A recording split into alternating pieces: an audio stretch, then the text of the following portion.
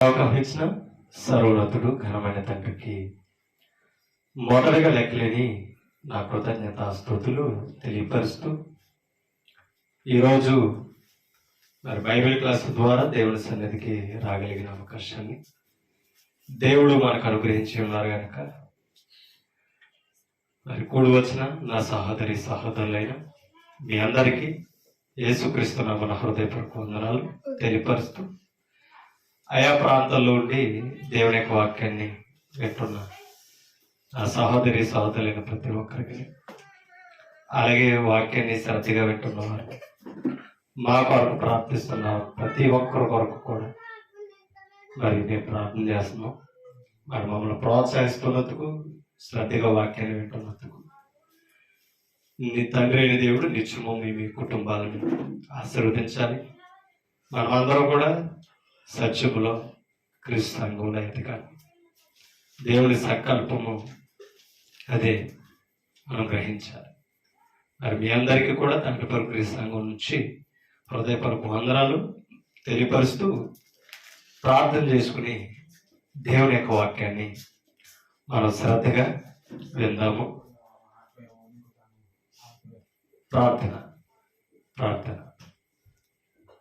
సర్వోన్నతుడు, సర్వశక్తిమంతుడు, పరమందు వాసుడు అయిన మా కన్న తండ్రి, మీ పరిశుద్ధమైన నామమును బట్టి లెక్కలేని మా కృతజ్ఞత స్తుతులు తెలియజేస్తాం. గడిచిన దినాలన్నీ మీ కృపలో మమ్మల్ని భద్రపరిచి సజీవులుగా ఉంచి మరి తండ్రి ఈరోజు మరలా స్థానిక సంఘంలో జరుగుతున్న బైబిల్ క్లాస్ ద్వారా మిమ్మల్ని స్తుతించి ఘనపరుచుకునే అవకాశాలు మాకు ఇచ్చారు.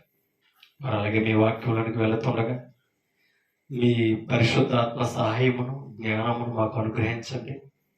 మీ వాక్యాన్ని చెప్పుచుండగా మీ సహకారాన్ని మాకు దయచేయండి. మానవ కల్పితాలు, మా తలంపులు, ఊహలో అన్ని దూరంగా ఉంచి మీ వాక్యాన్ని మరి జ్ఞానయుక్తంగా మేము పరిశీలించగలిగిన హృదయాలు మాకు ఇవ్వండి. అసత్యం, అబద్ధం మా నోటం రానివ్వకుండా మా హృదయం నుంచి మీ వాక్యాన్ని ఉంచుకొని మరి తండ్రి మా హృదయాలు, మా జీవితాలను మార్చగలిగిన శక్తి కేవలం మీ వాక్యానికి ఉంది తండ్రి.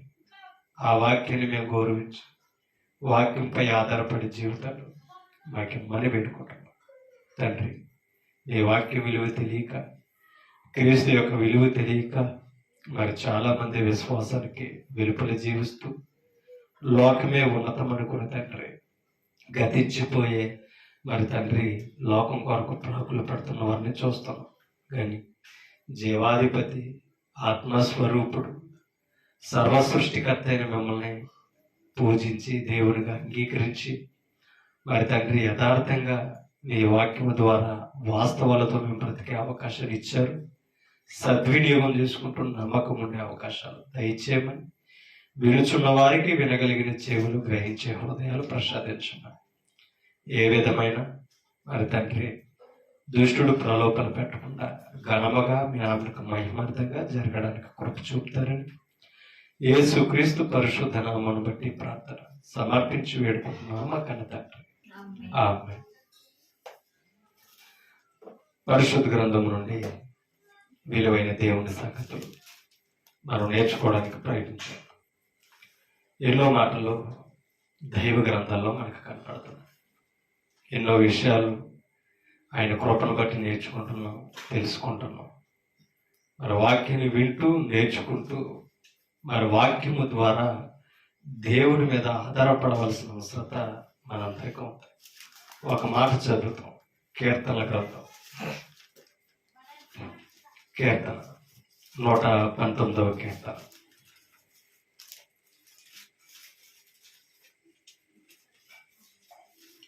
నూట 19వ కీర్తన 74 వచ్చినని ఒక మాట మనం చదువుతాం. నీ వాక్యము మీద నేను ఆశ పెట్టుకుని ఉన్నాను. నీ యందు భయభక్తులు గలవారు నన్ను చూసి అంటే వాక్యం మీద ఎవరికైతే ఆశ ఉంటుందో, వాక్యం నేర్చుకోవాలి, వాక్యానుసారంగా బ్రతకాలని అనుకున్న వారినట ఆయన యందు భయభక్తులు గలవారు చూసి ఏం చేస్తున్నారట? ఆనందిస్తున్నారు, సంతోషిస్తున్నారు. మరలా చదువుతావచ్చు. నీ వాక్యము మీద నేను ఆశ పెట్టుకుని ఉన్నాను. చూడండి, అంటే ఈ భక్తుడు ఆయన వాక్యం మీద ఆశ పెట్టుకుంటే ఆల్రెడీ వాక్యంలో ఎదుగుతున్నవారట. భయభక్తులు గలవారు నన్ను చూసి, ఎవరిని? వాక్యం మీద ఎవరికైతే ఆశ ఉందో, వాక్యం వినాలన్న తపన ఎవరికి ఉందో వారిని దేవుని యందు భయభక్తులు గలవారు చూసి సంతోషింతురు. అంటే ఇప్పుడు సంతోషం దేవుని బట్టి కలగాలంటే భక్తుడికి వాక్యం మీద ఆశ ఉండి వాక్యం కొరకు తపన పడతాడు. చూసారా? అలాంటి వారిని చూసి ఏం చేస్తున్నాడట తెలుసా? సంతోషిస్తున్నారట. అంటే లోకంలో బ్రతికితే సంతోషం లేదండి, వాక్యంలో ఉండాలట. అందుకే ఆ మాట చెప్తున్నాడు, నీ వాక్యం మీద ఆశ పెట్టుకున్న వారు చూసట సంతోషిస్తున్నారు. ఎందుకు తెలుసా? ఒక మాట, వారు ఎందుకు సంతోషిస్తున్నారు తెలుసా? ఆల్రెడీ సంతోషించే వాళ్ళు ఎవరట? ఆల్రెడీ సంతోషించే వాళ్ళు ఎవరు? మరలా చదువుతాం. నీ వాక్యము మీద నేను ఆశ పెట్టుకుని ఉన్నాను. జాగ్రత్తగా విన్నా. నేను ఆశ పెట్టుకుని ఉన్నాను. నీ యందు భయభక్తులు గలవారు నన్ను చూచి, ఆ మాటలు పెట్టండి. నీ యందు భయభక్తులు గలవారు నన్ను చూసి సంతోషింతురు. అంటే ఇప్పుడు దేవుని యొద్దకు వచ్చి వాక్యాన్ని వినాలన్న వారిని చూసట ఆల్రెడీ దేవుని సన్నిధిలో ఉన్నవారు ఏం చేస్తున్నారట తెలుసా? ఈ సంతోషించే వాళ్ళు ఎవరట? ఆయన యందు భయభక్తులు గలవారు. భయభక్తులు గలవారు లోకంలో ఉన్నవారు దేవుని వాక్యాన్ని వినాలని ఆశతో వస్తుంటారట. వారిని చూసి ఏం చేస్తున్నారట? సంతోషిస్తున్నారు. ఇప్పుడు ఆల్రెడీ సంతోషించే వారికి భయభక్తులు ఎలా కలిగినాయి? సంతోషించే వారికి భయభక్తులు ఎలా కలిగినాయి? 38వ వచనం ఇదే అధ్యాయంలో 38వ వచనం, నీవిచ్చిన వాక్యము మనుషులలో.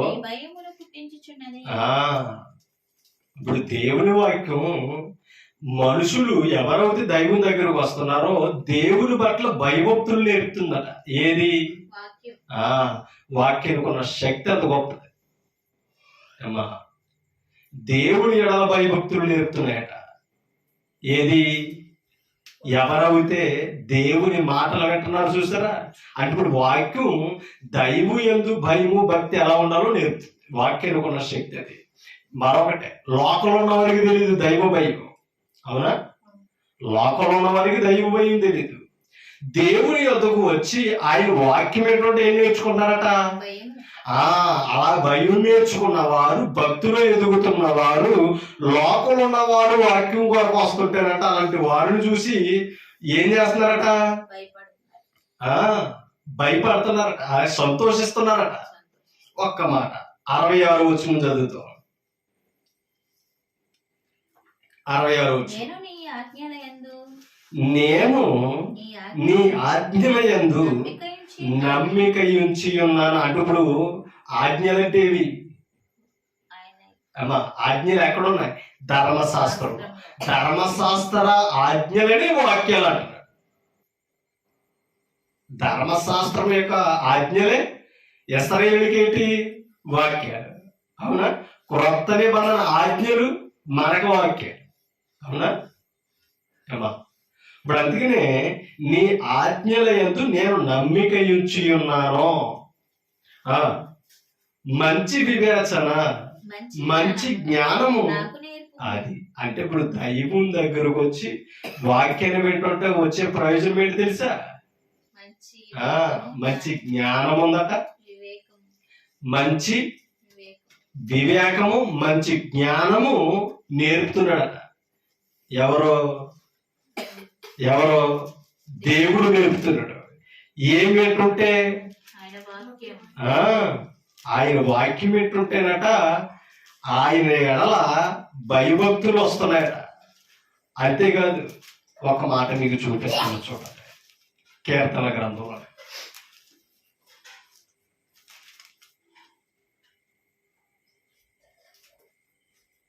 34వ అధ్యాయం.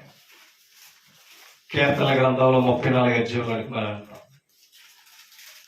34వ కీర్తన 11వ వచనం. పిల్లలారా మీరు వచ్చి ఏం చేయాలట? ఆయన పిల్లలుగా బ్రతకాలనుకున్న వారు అందరూ కూడా ఆయన దగ్గరికి వచ్చి ఏం చేయాలి? ఆయన మాట వినాలి. ఆయన మాట వింటుంటే ఏమొస్తుంది? మంచి వివేచన, మంచి జ్ఞానము నేర్పుతున్నాడు. అంటే ఇప్పుడు ఆయన మాటలు వినాలంటే ఎక్కడికి రావాలి? ఆయన సంఘానికి, సన్నిధికి రావాలి. పిల్లలారా మీరు వచ్చి, ఎవరి మాట అంటే ఒక మాట. ఇప్పుడు వచ్చిన వారు ఆయన మాటలు వినరా? జాగ్రత్తగా మీరు వచ్చిన మాట వినండి అంటున్నాడు కదా. వచ్చి ఆయన మాట వినరా? ఒకసారి మనం క్యాజువల్గా ఆలోచిద్దాం. ఇవాళ దైవ సన్నిధికి వచ్చే వాళ్ళు అనేక మంది ఉంటారు, అవునా? మీటింగ్స్కి వచ్చే వాళ్ళు ఉంటారు, కానీ ఏం చేయరు? ఆయన మాటలో వినే వాళ్ళతో విందామనే వస్తారు, వచ్చి సెల్ ఫోన్లతో కూర్చుంటారు, అవునా? ఎంతో బిజీ ఫోన్ వచ్చినట్టుగా ఏం చేస్తారంటే ఒక మీటింగులోనైనా, ఒక ఆరాధనలోనైనా, దైవ సన్నిధిలో ఉన్న ఏం చేస్తారు? ఫోన్ కాల్ వస్తే చాలు పట్టుకొని వెళ్ళిపోతారు. ఇప్పుడు ఎక్కడ ఉన్నామని మర్చిపోయారు? ఆయన సన్నిధిలో ఆయన మాటలు నేర్చుకుంటాకు వచ్చాను అనేది మర్చిపోయారు. వచ్చింది ఎందుకు? ఆయన మాటలు వినడానికే. కానీ ఏం చేస్తున్నాయి పరిస్థితులు మనల్ని? ఆయన మాటలను నిర్లక్ష్యం చేసే స్థానంలో పెడతాను. మీరైనా సరే, నేనైనా సరే విందామనే వస్తాం, కానీ ఏం చేస్తాం? వినం కొన్నిసార్లు. లేదంటే వచ్చి పక్క వారితో మాట్లాడడం, ముచ్చటించడం, సంభాషించడం. అంటే ఇంక వాక్యం మీద మనం మనసు పెడతాం మానేసి మనం ఏం చేస్తూ ఉంటాం? కొన్ని పరిస్థితుల మీద మనం ఆలోచనలు పెడతాం. దీనివల్ల ఏం చేస్తున్నాం తెలుసా? దైవం నాకు ఆవరపరుస్తాం. అందుకనే నా యొద్దకు వచ్చి ఏం చేయమన్నాడు? నా మాటలు వినుడి. వినడం వల్ల ప్రయోజనం ఏంటి చెప్తున్నాడు చూడండి. యెహోవా యందలి భయభక్తులు, అది ఎవరైతే ఆయన మాట వింటారో వారు నేర్చుకుంటారట. ఏమా ఏంటి? మళ్ళా భయభక్తులు ఎవరి యందు? దేవుని ఎడల, యెహోవా యందు భయభక్తులు మీకు నేర్పేదను. అంటే ఇప్పుడు భక్తుడు, ఒక బోధకుడు ఎవరి ఎడల భయభక్తులు నేర్పాలి? చాలా మంది ఏం చేస్తారంటే వాక్యాన్ని నిర్లక్ష్యం చేసే వాళ్ళు మనుషులకు భయపడుతూ ఉంటారు. మనుషులు ఎదుట ఓలాగినా, మనుషులు లేకపోతే ఓలాగినా ప్రవర్తిస్తారు, అవునా? ఎవరైనా చూస్తున్నారు అనేటప్పటికీ చాలా భక్తి పరులని రుజువుపరచడానికి ఏం చేస్తూ ఉంటారంటే కొన్నిసార్లు ఇక ఎన్ని కార్యాలనే చేస్తారు. అర్థం చేసుకోవాలి. కానీ దేవుని చూడాలనుకున్నవాడు, దేవుని చూస్తే చేయాలని అనుకున్నవాడు ఏం చేయరట్టు తెలుసా? మనుషులకు భయపడరు. అది అర్థం చేసుకో. మనుషులు ఎడల భయభక్తులు నేర్చుకున్న వారు ఆయన వాక్యం మీద మనసు పెట్టరు. చూపించిన ఆ మాట. మనుషులు ఎడల కూడా భయభక్తులు నేర్చుకున్న వాళ్ళు ఉన్నారట, కానీ ఆయన మాట అంటే ఎవరి ఎడల భయభక్తులు నేర్పుతాడట? దేవుని ఎడల భయభక్తులు నేర్చుకోవాలి. అంటే ఇప్పుడు ఆయన దగ్గరకు వచ్చి ఆయన మాట వినని వారు ఏం చేస్తారని తెలుసా? ఆయన ఎడల కాదట. ఒక మాట మీకు చూపిస్తాను చూడండి. యెషయా గ్రంథం.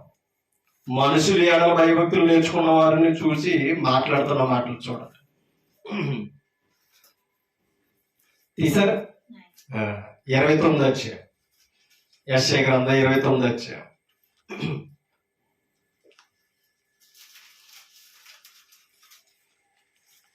13వ వచనం. ప్రభువు ఏం చేస్తున్నాడట? ఆయన యెషయా గారు చెప్తున్నారు ఇశ్రాయేలుతో, ప్రభువు ఇలాగూ సెలవిస్తున్నాడు, ఈ ప్రజలు నోటి మాటతో ఎవరి దగ్గరికట? ఆయన దగ్గరికి ఎలా వస్తున్నారట? నోటి మాటలతో. అంటే అర్థం ఏంటి? అసలు దేవుని ఎలా ప్రేమించాలి ఇశ్రాయేలులు? ద్వితీయోపదేశకాండం 6వ అధ్యాయం. ఇశ్రాయేలులు దేవుణ్ణి ఎలా ప్రేమించాలి తెలుసా? ద్వితీయోపదేశకాండం 6వ అధ్యాయం.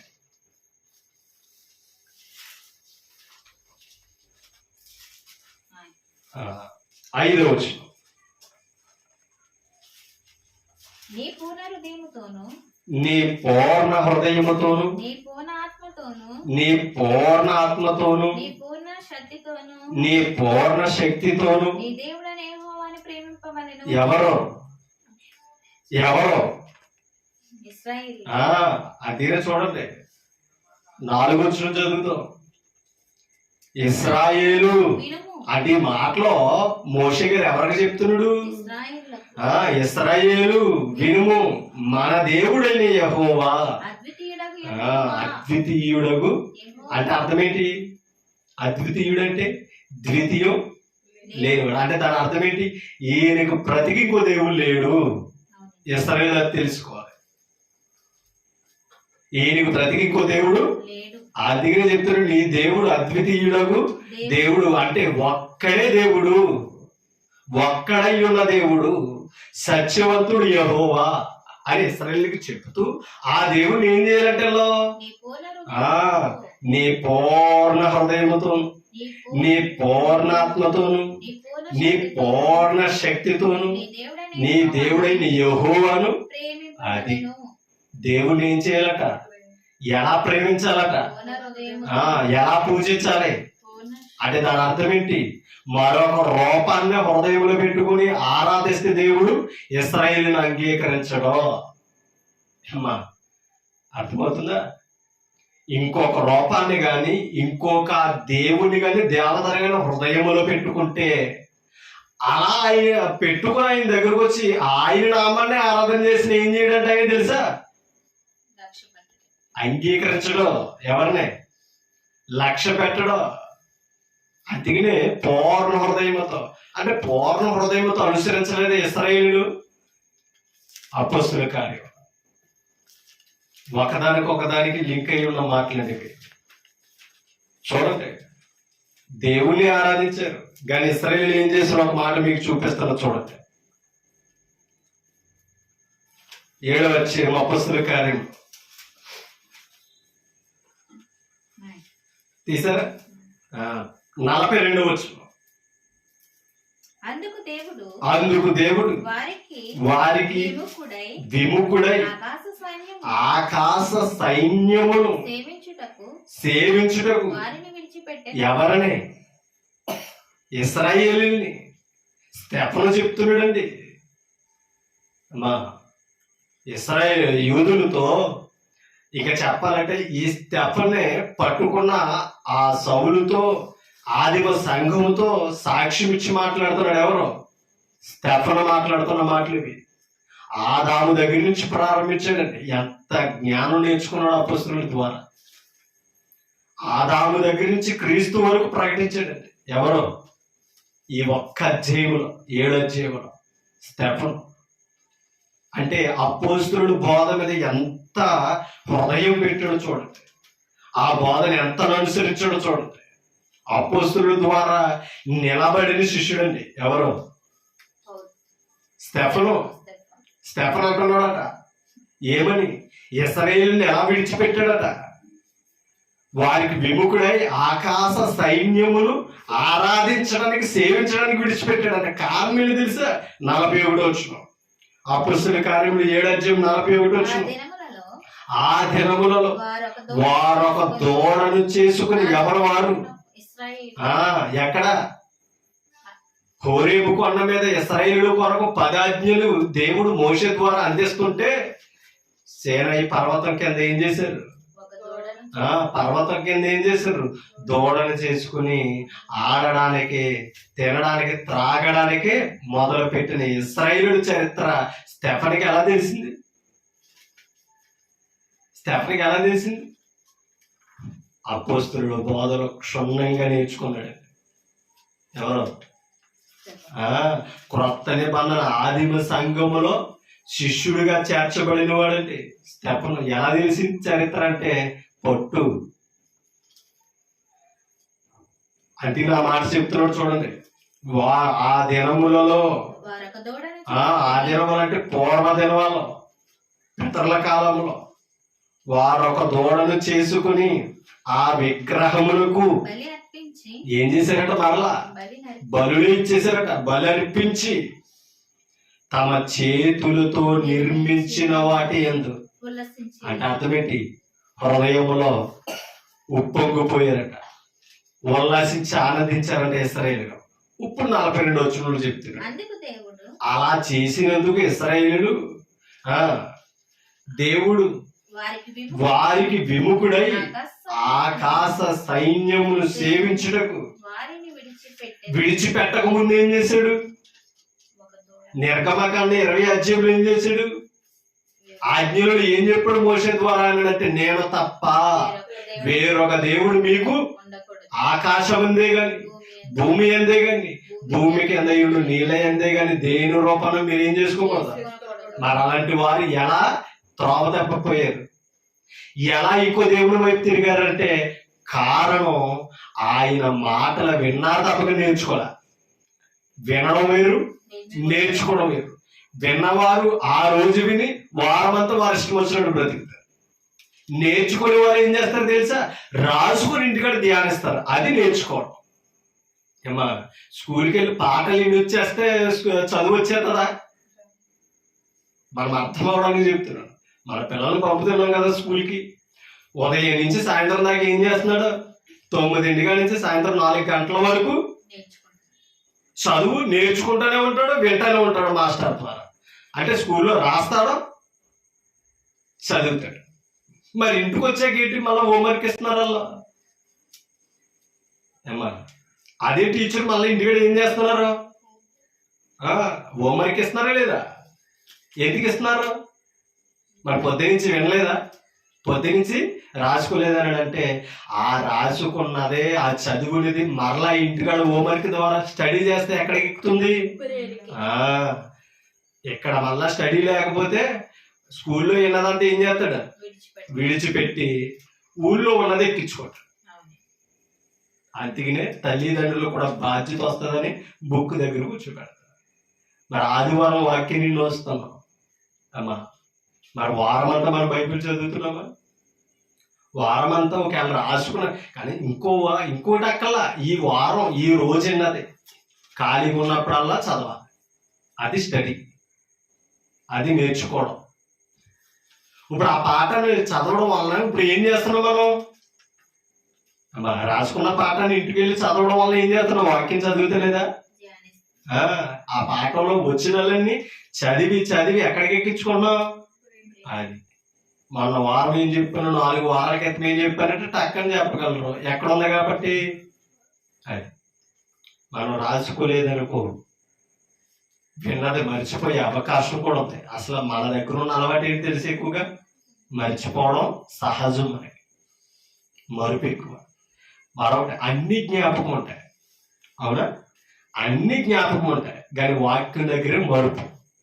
ఎందుకు తెలుసా? లోకసువార్తలో మాట్లాడతారు.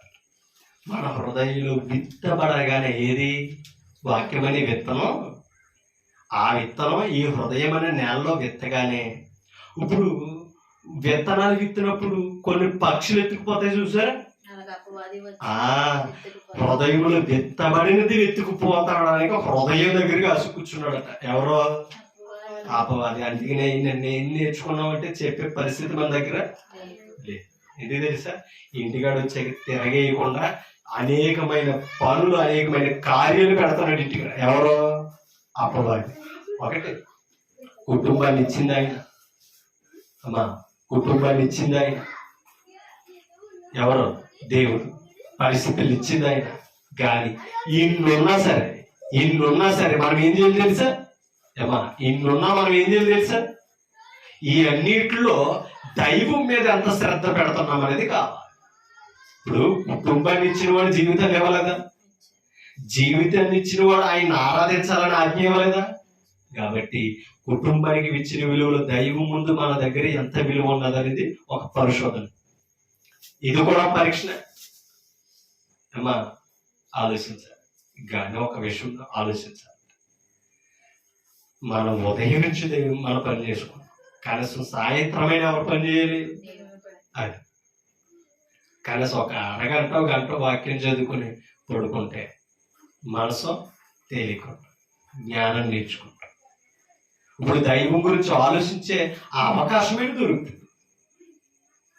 అర్థమవుతుందా? ఇక్కడ ఇశ్రాయేలుతో చెప్తున్న మాట అదే.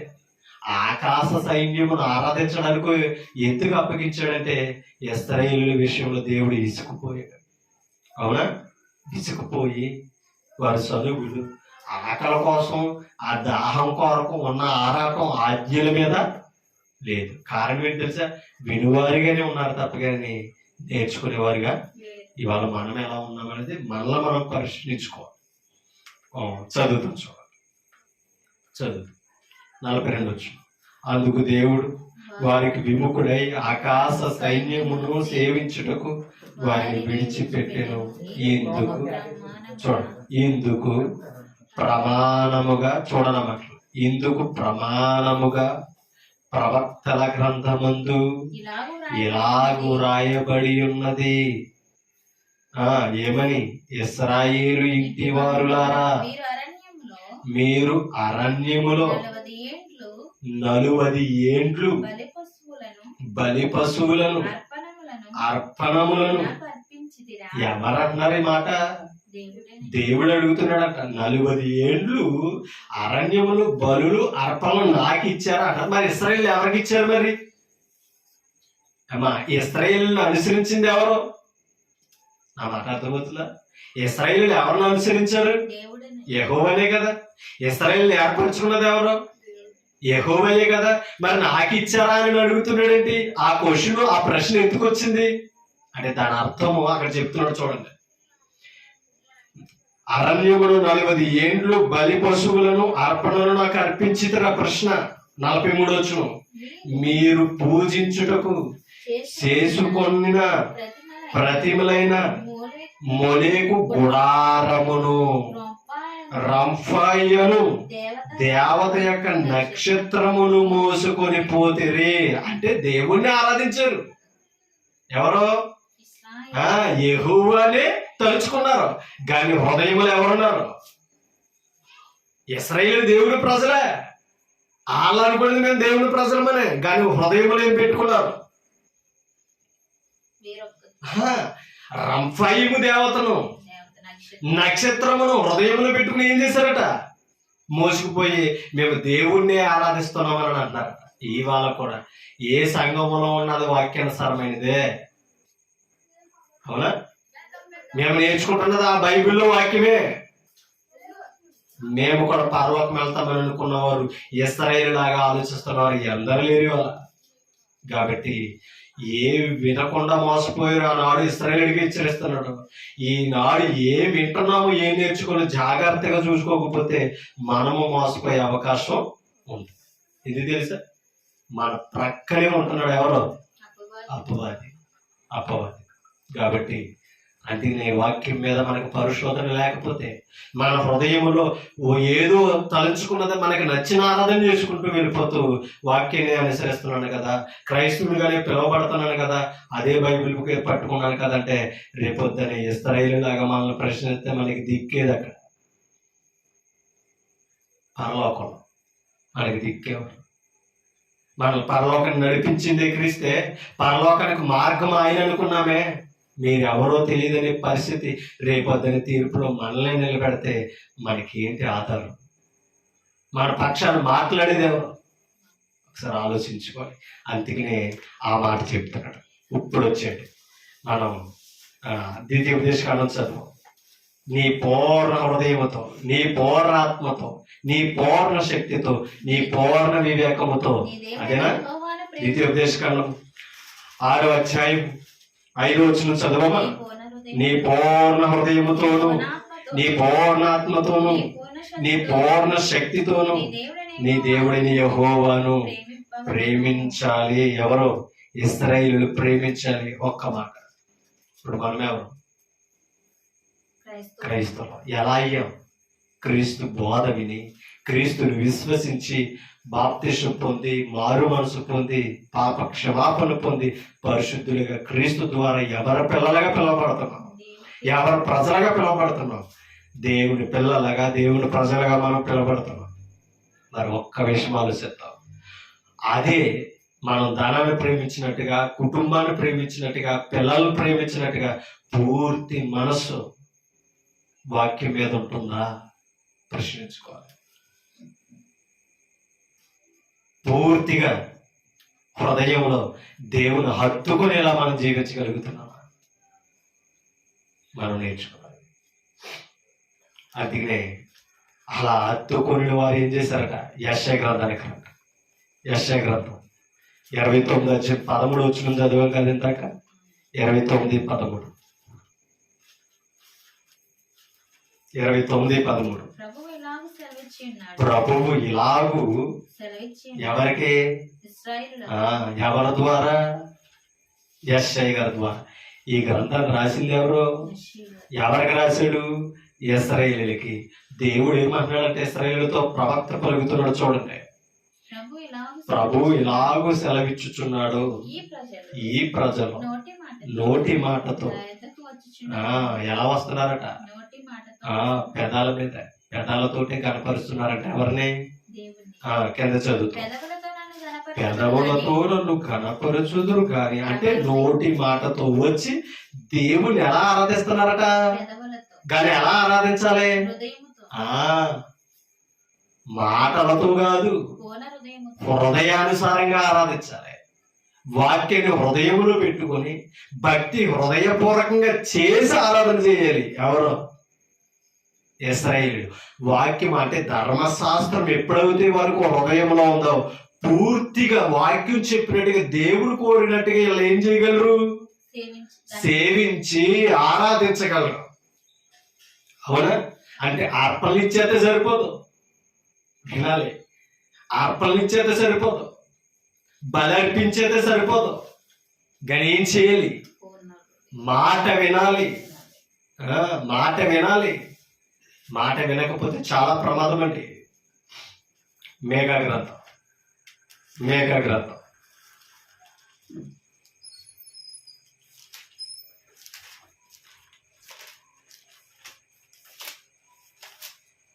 తీసారా, 6 వచ్చాయి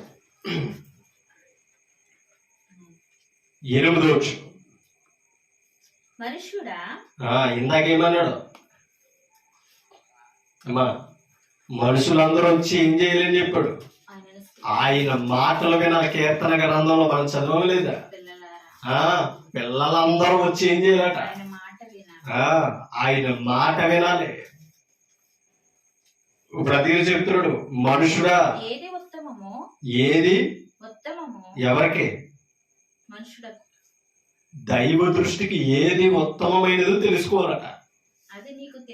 ఒకటి అంటే ప్రతిదాన్ని మనం ఎలా చూస్తాం, లోకంలో గొప్పగా చూస్తాం, ఉన్నతంగా చూస్తాం. అవునే కదా. భూమి కంటే ఆకాశము ఉన్నతమైనదే కదా. ఈ భూమి ఆకాశాల కంటే ఉన్నతమైన దాని గురించి ఇక్కడ చెప్తున్నాడు.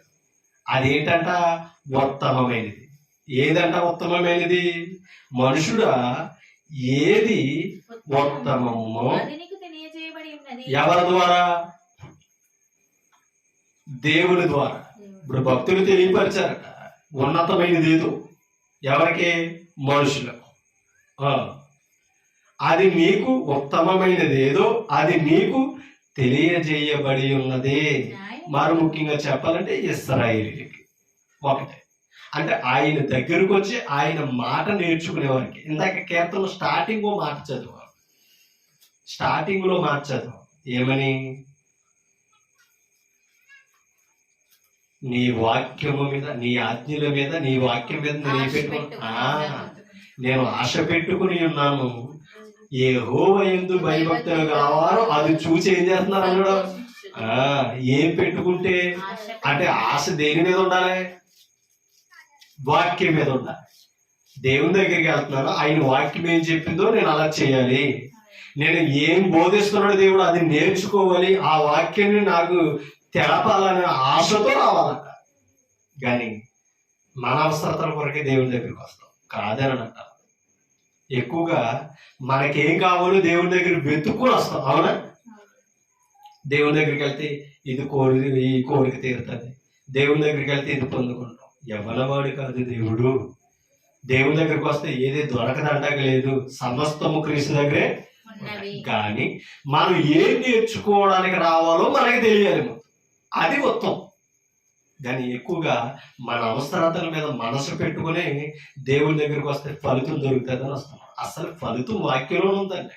అందుకనే మన మనసు అంతా దేని మీద అట్టాలి? వాక్యం మీద అట్టాలి.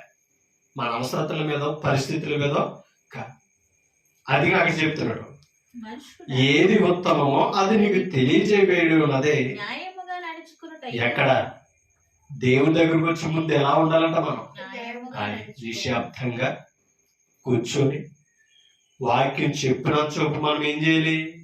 బైబిల్ తెరిచి చూసి చదవాలి. అవునా? ఇప్పుడు పలానా వచ్చిన చెప్తున్నాను, మీ చేతుల్లో ఏముంది? ఆ గ్రంథమే ఉంది. ఇప్పుడు చెప్తున్నప్పుడు మీరు ఏం చేయాలి? వినాలి, ఆ వచ్చును తీసి చదవాలి. ఇది ఏంటి దైవ దృష్టికి? అది మనం బైబిల్ తెరవకపోతే చెప్పింది వింటున్నా కదా చాలని అనుకుంటే అది న్యాయం దేవుని దగ్గర కాదు. మరొకటి, చెబుతున్నప్పుడు మనం పెడ చెవిని పెట్టి బయట తిరగం. అవునా? ఎక్కడికి వచ్చాం మనం? వాక్యం వినాలంటే లోనికి వచ్చాం. అది కానీ మనం ఏం చేస్తూ ఉంటామంటే వెళుతూ ఉంటాం, వస్తూ ఉంటాం, మన మనసు ఎక్కడో. ఇప్పుడు మీరు బయటికి వెళ్ళడం వలన కొన్ని మాటలు దాటిపోతాయి. ఏం చెప్పామో ఆ ముఖ్యమైన వెళ్ళిపోయి అనుకో, ఇప్పుడు పూర్తి వాక్యం అర్థమయ్యే అవకాశం ఉంది. అందుకే నా మాట చెప్తాడు, ఏది ఉత్తమమో అది నీకు తెలియజేయబడి ఉన్నది. న్యాయముగా నడుచుకున్నటయు, కనికరమును న్యాయంగా నడవాలట. మరొకటి, కనికరాన్ని ఏం చేయాలంట మనం? అది మన ఇతరుల పట్ల ఏం చేయాలి? ఆ కనికరం చూపడంలో కనికరం అనే పదాన్ని, గుణాన్ని మనం ఏం చేయాలని తెలుసా? ప్రేమించాలి.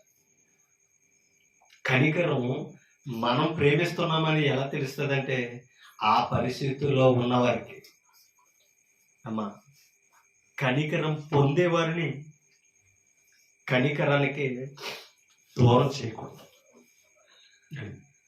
అంటే సమస్యలోను, ఇబ్బందుల్లోనూ ఉన్నారంటే మనం ఏం చేయాలి తెలుసా? అది మన దాకా వస్తే మనం కనికరించవలసి వస్తే, కనికరించినప్పుడు కనికరాన్ని ఏం చేస్తున్నామో తెలుసా మనం? అది కనికరమును ప్రేమించుటయు. అంటే దేవుని దగ్గర ఏం చేయాలట? అది తగ్గింపు హృదయం కావాలి. అసలు ఆయన ముందు కూర్చునే అర్హత మనకుందా? కానీ ఆయన ఏం చేసాడు? ఆయన తన కుమారుడిని క్రీస్తుని బట్టి కూర్చోవడం లేదు, తండ్రి అని ప్రార్థనలో పిలవగలిగిన అర్హత నుంచి. అవునా? ఆయన కుమారులుగా, కుమార్తెలుగా, ఇంకా చెప్పాలంటే యోగ్యులుగా వాక్యం వినే భాగ్యాన్ని మనకి ఇచ్చాడు. నేను కాబట్టి వచ్చానన్న అతిశయం మనకి రాకూడదు. నేను కాబట్టి నేర్చుకుంటున్నాను, నేను కాబట్టి బైబిల్ చదువుతున్నాను, నేను కాబట్టి పాట పాడుతున్నానన్న కోణంలో దైవం దగ్గర కూర్చోకూడదు.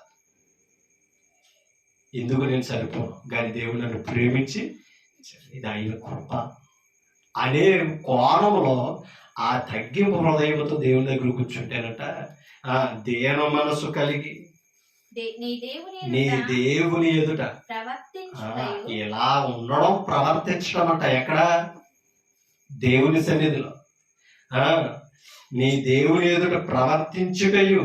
ఇంతే కదా, ఇంతే కదా యెహోవా నిన్ను అడుగుచున్నాడు. దేవుడు మనుషుని ఏం అడుగుతున్నాడట? ఇలా అడిగినట్టుగా మనం నడవడం, చేయడము దైవ దృష్టికి ఎలాంటిదంటే తెలుసా? ఉత్తమము, ఉత్తమము. కానీ లోకంలో అన్ని గొప్పగా కనపడతాయి, వాక్యమే చిన్నగా కనపడతాయి. ఉత్తమమైనది ఏదట? వాక్యం. అందుకని ఉత్తమమైన వాక్యాన్ని నేర్చుకోవడానికి ఎలా రావాలట? ఆశతో. అవునా? ఆయన వాక్యాల మీద ఏముండాలంట? మనకి ఆశ ఉండాలి. అలా ఆశ కలిగిన ప్రాణంతో వస్తే ఆయన ఏం చేస్తాడంట? తృప్తి దొరుకుతుంది. అంటే దేవుని మీద మనకు ఆశ ఉంటే దేవుని మాటల ద్వారా ఏముంది? తృప్తి ఉంది.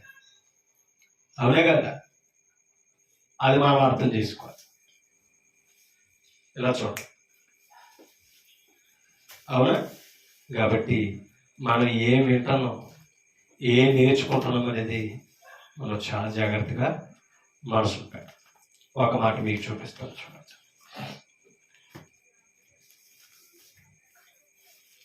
యోహాను సువార్త, యోహాను సువార్త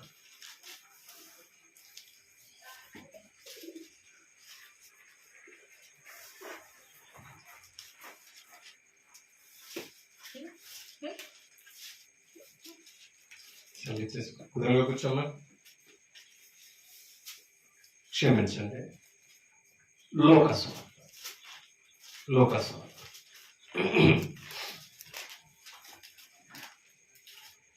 10వ అధ్యాయం.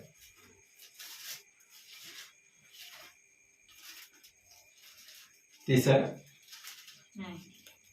42 వచ్చిన చదువుతాం.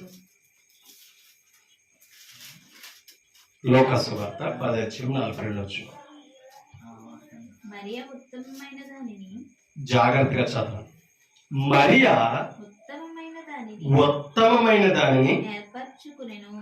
అంటే ఏర్పరచుకోవడంలో కూడా ఏముండాలి? ఉత్తమమైనదై ఉండాలి. మరియా ఏది ఏర్పరచుకుందట? ఈ మాట ఎవరు చెప్తున్నారు? యేసు ప్రభు చెప్తున్నాడు. ఎవరితో చెప్తున్నాడు ఈ మాట? మరియని గురించి ఎవరికి చెప్తున్నాడు? మార్తతో చెప్తున్నాడు, సహోదరితో.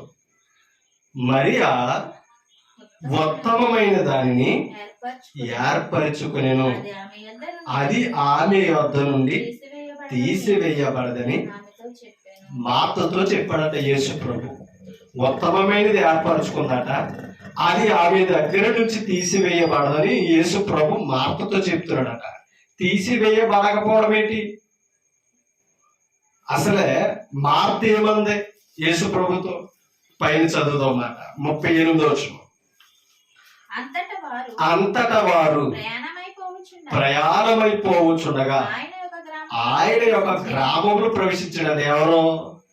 యేసుక్రీస్తు. మార్తను ఒక స్త్రీ ఆయనను పిలిచిందట. మార్గాన్ని వెళుతున్నాడు కదా. ఇప్పుడు యేసు ప్రభు అంటే సామాన్యుడేమి కాదు, పరమవాక్యులు బోధించగలిగిన వాడు. దేవుడే ఇంటికి వచ్చాడంటే ఎలా ఉంటది ఏమా? ఇప్పుడు ఒక అధికారులు లేకపోతే అధికారం కలిగిన వ్యక్తిని ఇంటికి పిలుచుకొని మనం పనులు చేసుకుంటాం. ఆయన కూర్చోబెట్టి, అత్త ఎందుకు చుట్టాలు వచ్చారు వాళ్ళని కూర్చోబెట్టి మనం పనులు చేసుకుంటామా? అవునా? ఎందుకని? చేసుకునే ఆ అవసరత కంగారు ఉన్నా ఫీల్ అవుతారేమో. అది ఏం చేస్తాం? వాళ్ళు వెళ్ళేంత వరకు మనకు భారమైన కూర్చొని వాళ్ళ అవసరతలో మన అవసరతలో, అవునా, చెబుతూ మళ్ళా చెప్పేటప్పుడు కొద్దిగా స్నాక్స్ ఇవ్వడమో, టిఫిన్ ఎట్టడమో, టీ ఇవ్వడమో, పళ్ళు కోసేవడమో ఎన్ని చేస్తాం. మళ్ళా ఊసులు చెప్పుకోవడానికి ఇన్ని చేస్తాం కదా. ఇప్పుడు యేసు ప్రభుడు కూడా పిలుచుకున్నదట మార్త.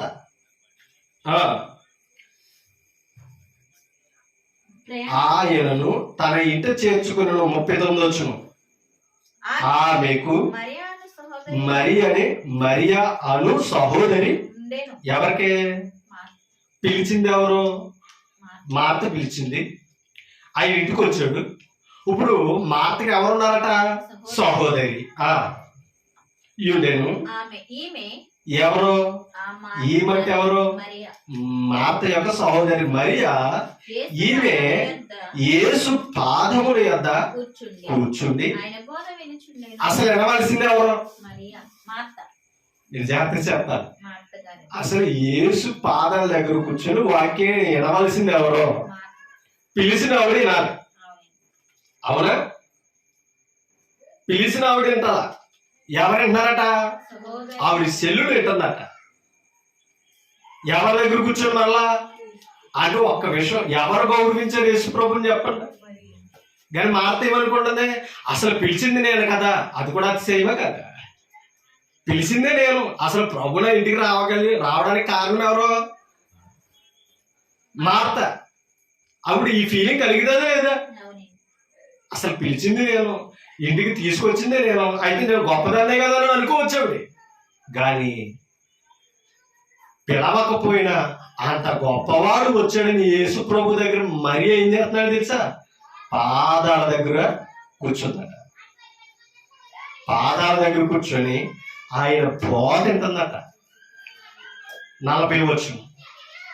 మార్త మార్త విస్తారమైన విస్తారమైన పనులు పెట్టుకుందట. చేత అమ్మా, యేసు ప్రభుని పిలుచుకుంది కానీ పనులు చాలా ఉన్నాయంట. విస్తారం అంటే అర్థం చాలా పనులు పెట్టుకోడు చేత తొందరపడుతుందట. ఎందుకని గబగబా పని చేసేసుకుని ఎక్కడికి వెళ్ళి కూర్చున్నాం? ఆయన పాదాలు నేను కూడా ఆయన దగ్గర కూర్చొని వాక్యం విన్నాను. వాళ్ళు పిలిచింది ఎందుకు? ఆయన మాటలు వినడానికే.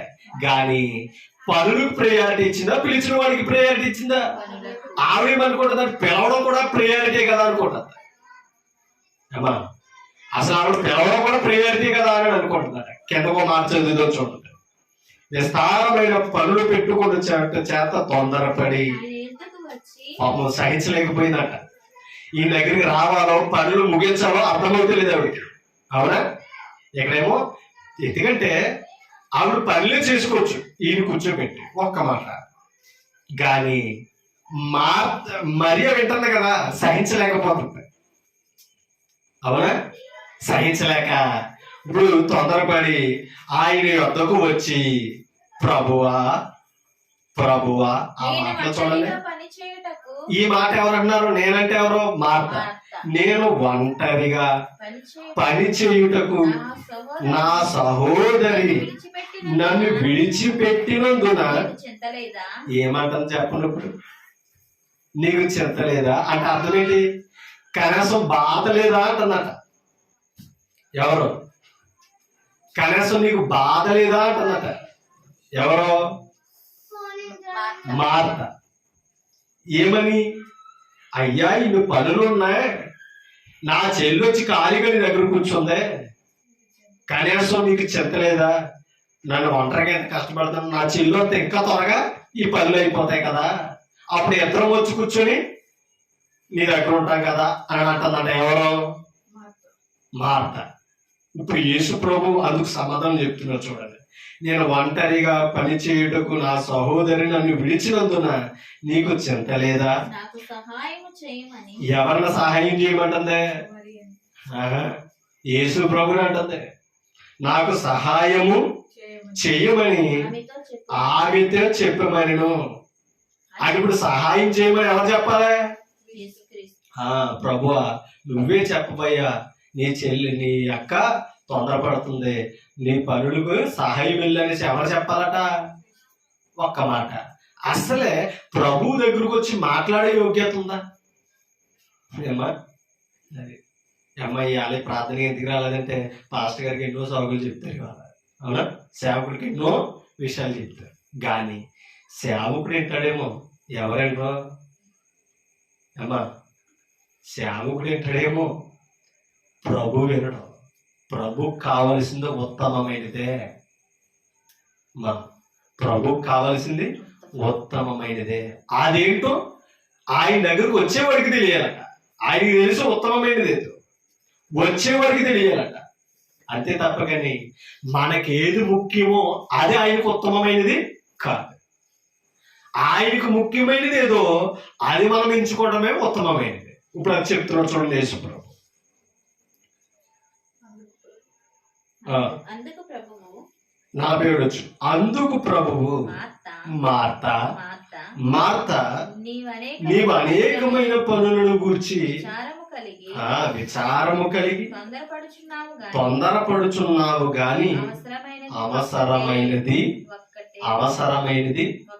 ఎవరికే? మనుషులకు అవసరమైనది ఒక్కటే. అది ప్రభు దృష్టికి ఎలాంటిదట?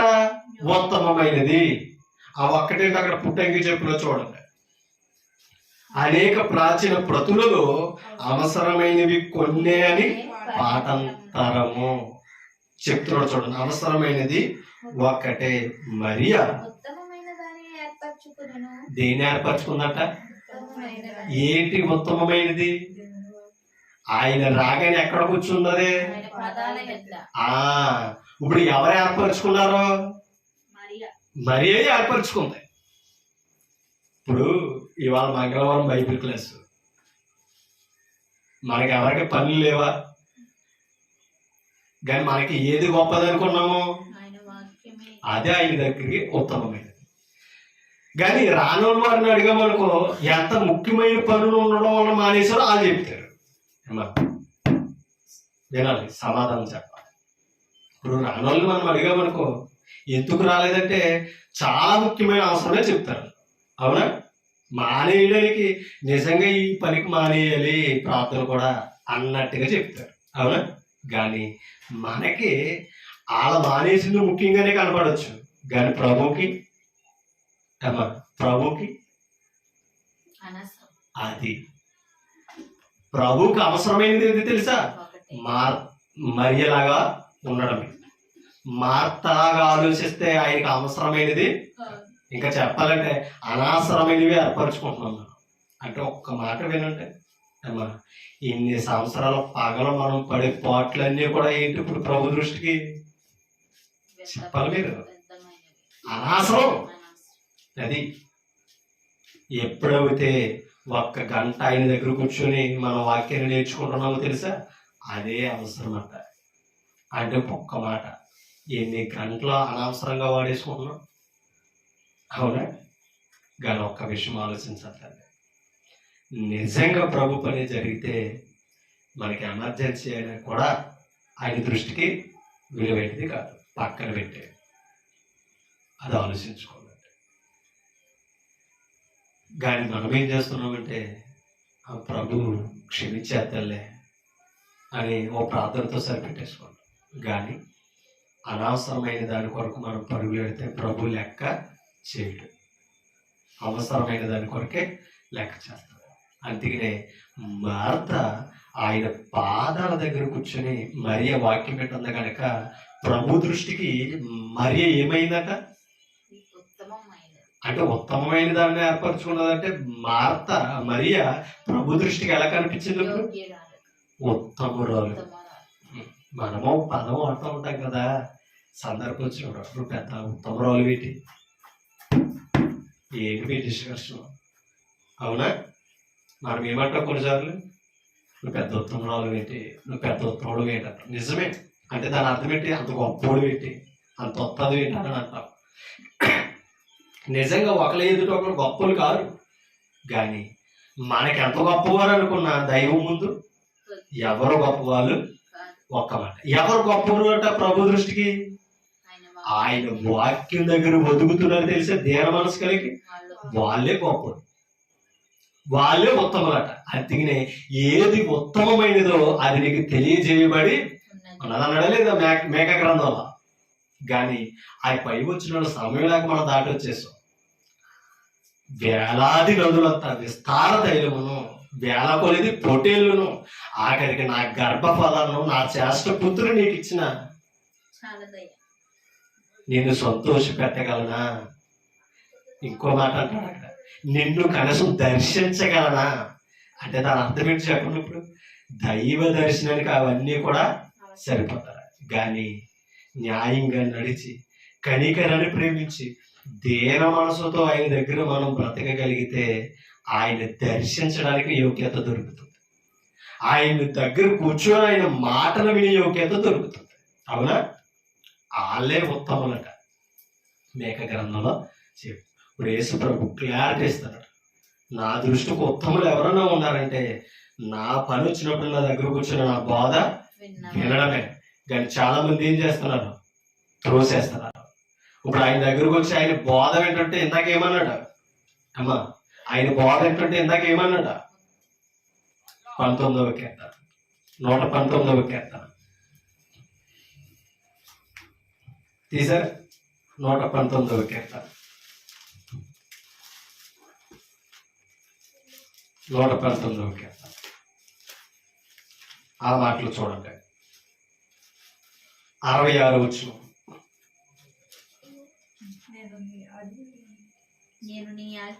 నేను నీ ఆజ్ఞల యందు నమ్మిక ఉంచి ఉన్నాను, మంచి వివేచన, మంచి జ్ఞానం మంచి జ్ఞానము. నాకు నేర్పు. అది ఇప్పుడు జ్ఞానము వివేచన ఎక్కడ ఉన్నది? ఆయన మాటల్లో ఉంది. అందుకని అన్నాడు ఏమని 44వ 43వ వచనంలో ఏమన్నాడు? 43 వచ్చు. నా నోట నుండి 119లోనే 43 వచ్చు. నా నోట నుండి సత్యవాక్యమును ఏమాత్రమును తీసివేయకము. అంటే ఇప్పుడు సత్యవాక్యం ఎక్కడ ఉండాలి? నోట ఉండాలంటే యేసు ప్రభు మార్కు సువార్తలో చెప్పాడు ఏమని, హృదయం నిండిన దాంతో. అంటే నోట్లో వాక్యం ఉండాలంటే ఎక్కడ ఉండాలి? ఇప్పుడు అందుకనే సామెత అంటాడు, వాక్యమును హృదయంలో దాచుకోమని చెప్తాడు. ఇప్పుడు అందుకనే చెప్తున్నాడు, నా నోట నుండి సత్యవాక్యమును ఏమాత్రమును తీసివేయకము. నీ న్యాయ విధుల మీద నా ఆశ. అది ఆయన న్యాయ విధులు ఎక్కడ ఉన్నాయి? ఆ వాక్యం దగ్గరే ఉన్నాయి. అవునా? ఆయన వాక్యం దగ్గరే ఉన్నాయి. అందుకనే ఇందాక 34వ కీర్తనలో ఏమన్నాడు? మరలా రండి 34వ కీర్తనకి ముగింపులోనికి వెళ్తాను.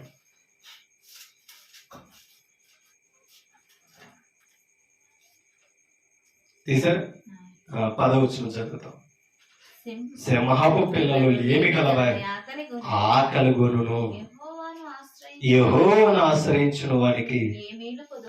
అంటే ముందు మనం ఆశ్రయించాలి. దైవం దగ్గర కొదువు అనేది లోపల ఏముంది? పొద్దు నుంచి సాయంత్రం దాకా సంవత్సరాలు తరబడి చేస్తున్నాం. ప్రతి రోజు ఏముంది మన దగ్గర? కొదువు. ఏదో ఒక లోటు ఉంది. కానీ ప్రభు దగ్గర ఉన్నవాడికి ఏ కొదువు ఉండదు. ఒకవేళ లోకంలో కొదువులు దొరుకుతాయేమో కానీ పరలోకానికి కానీ జ్ఞానానికి కానీ కొదువ లేదు. ఇంకో మాట అన్నాడు చూడండి, యెహోవాను ఆశ్రయించే వానికి ఏమీ కొదువై ఉండదు. పిల్లలారా మీరు వచ్చి నా మాట వినుడి, యెహోవా యందు భయభక్తులు మీకు నేర్పెదను.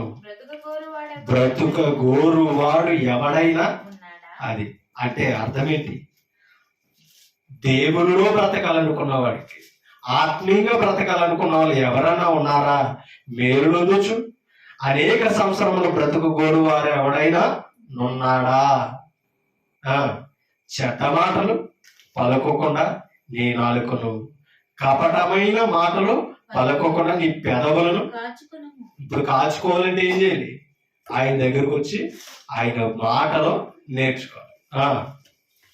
కీడు చేయటమా మేలు చేయము, సమాధానము వెతికి ఏం చేయాలి? ఇప్పుడు సమాధానం ఎక్కడ ఉంది? సత్యవాక్యములో. అవునా? సమాధానం వెతికి ఏం చేయాలట? ఇప్పుడు వెతికం సమాధానం ఎక్కడ ఉందని తెలిసింది? వాక్యములో ఉన్నదని తెలిసింది. ఇప్పుడు దేన్ని ఏం చేయాలి? ఇప్పుడు వెంటాడాలి. జీవితకాలం వెంటాడాలి. కిందకి 15 వచ్చు. యెహోవా దృష్టి నీతిమంతుల మీద ఉన్నది, ఆయన చెవులు వారు మొరలకి ఒగ్గి ఉన్నవట. అంటే ఇప్పుడు నీతిమంతులు ఎవరు? ఆయన దగ్గర వాక్యం నేర్చుకొని ఆయన వాక్యానుసారంగా న్యాయ విధులతో బ్రతికిన వారు ఆయన దృష్టికి నీతిమంతులు అవుతున్నారు. అలాంటి వారి మీద ఆయన కను దృష్టి ఉంటుందట. అలా ఉండాలి అంటే కంపల్సరీ ఆయన మీద మనం ఆడుకోవాల్సిన అవసరత ఉంది. అలా ఉన్నవారు ఏం చేయాలి తెలుసా? ఇందాక మాట చదివి మనం మానేస్తాం. యెషయా గ్రంథం 29వ అధ్యాయం ఈ మాట చదివి మనం ముగించుకుంటాం. యెషయా గ్రంథం 29వ అధ్యాయం 13వ వచనం. ప్రభు ఇలాగు సెలవిచ్చి ఉన్నాడు, ఈ ప్రజలు నోటి మాటతో నా యొద్దకు వచ్చి ఉన్నారు, పెదవులతో నన్ను గణపరచుదురు గాని తమ హృదయమును నాకు దూరముగా చేసుకుని ఉన్నారు. వారు నా ఎడల చూపు భయభక్తులు మానవుల విధులను బట్టి. అది అంటే ఇప్పుడు భయభక్తులు ఎవరి పట్ల చూపించాలి? దేవుని పట్ల. ఆ భయభక్తులు కూడా ఎవరి దగ్గర నేర్చుకోవాలి? దేవుని దగ్గర నేర్చుకోవాలి కానీ మానవుల విధులు అంటే ఆచారాలు విధానాలు కొన్ని మానవ కల్పితాలు ఎక్కించుకుని వాటి ప్రకారంగా దేవుని సన్నిధిలో జీవిస్తున్నారు. నువ్వు ఇలాగే ఉండాలని సేవకుడు చెప్తుంటే అలాగే ఉంటారు. కానీ అలా వాక్యంలో ఉందా? అలా నేను అనుసరిస్తున్నది వాక్యానికి సరిపోతుంది అనేది ఆలోచన. అలాగే ఫెయిల్యూర్ అయిపోయారు ఇశ్రాయేలుడు. ఇవాళ అలాగే ఉంటే మనము ఫెయిల్యూర్ అయిపోతాం. మనం నడిచే నడత, మనం చేసే భక్తి, ఆరాధన, విశ్వాసం వాక్యానుసారంగా ఉందా లేదా తేల్చుకోకపోతే నష్టపోయేది ఎవరు? మనమే. మానవుని విధులను బట్టి నేర్చుకున్నారట. అసలు భయభక్తులు ఎలా నేర్చుకోవాలని అన్నాడు? ఇందాక 119వ కీర్తన 38లో నేర్చుకున్నాం. నీవిచ్చిన వాక్యము మనుషులలో నీ భయమును పుట్టించుచున్నదే. అంటే ఇప్పుడు భయం దేవుని పట్ల ఎలా కలగాలి? వాక్యం బట్టి తప్ప కానీ మనుషుల యొక్క వ్యక్తిగతాలను బట్టి. కాబట్టి వాక్యానుసారంగా మనం నడిచినంత కాలం దేవునికి భయపడతాం. దేవునికి భయపడి దేవుని ఎడల భయభక్తులు నేర్చుకున్నామా జ్ఞానవంతులు అవుతాం. వివేచన కలిగి నడుచుకుంటాం. జ్ఞానం వివేచన ఎప్పుడైతే వచ్చిందో సామెతలు 27వ అధ్యాయంలో అంటాడు, జ్ఞానం వలన ఇల్లు కట్టబడును, వివేచన వలన అది స్థిరపరచబడును. ఓకేనా? ఇప్పుడు దైవ జ్ఞానం వలన ఆత్మీయ ఇంటిని మనం కట్టుకుంటున్నాం. వివేచన ఉంటే దాన్ని స్థిరపరుచుకుంటామంట, అభివృద్ధి చెందుతాం ఆత్మీయంగా, అలా ఎదుగుతాం, పరిశుద్ధులుగా నేర్చుకుంటాం. కానీ యేసు ప్రభు చెప్తున్నాడు ఏమని? మీ పారంపర్యాచారం నిమిత్తమే దేవుని వాక్యాన్ని ఏం చేస్తున్నారు? నిరార్థకం చేసేస్తున్నారు. వాక్యాన్ని త్రో చేస్తున్నారు. త్రో చేయకూడదు. వాక్యానుసారంగా బ్రతుకుతాం. నన్ను నేనే హెచ్చరించుకుంటాం, మిమ్మల్ని హెచ్చరిస్తాం. ఓపిక మీ అందరికీ హృదయపడుకుంటారు.